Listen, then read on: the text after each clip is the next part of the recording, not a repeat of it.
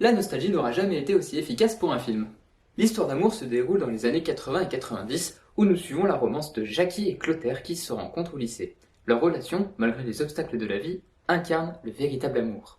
C'est un film fantastique. Dès les premières minutes du film, on sent qu'on a affaire à un film qualitatif. La mise en scène est dynamique et les personnages sont superbement bien interprétés. Les performances des jeunes acteurs incarnant les versions adolescentes des personnages principaux sont tout aussi remarquables que celles des acteurs connus. Il s'agit là d'un film générationnel, et je dirais même intergénérationnel, car on s'identifie aux personnages et à leur histoire. Car d'une manière ou d'une autre, il s'agit d'une romance que l'on a déjà pu vivre ou qui pourrait arriver. Le film dure près de 3 heures et se divise en 2 périodes distinctes. La première majeure partie du film se concentre sur l'adolescence des personnages, de l'âge de 15 à 17 ans, dans les années 80. La deuxième partie se déroule une dizaine d'années plus tard, à l'aube de leur trentaine dans les années 90.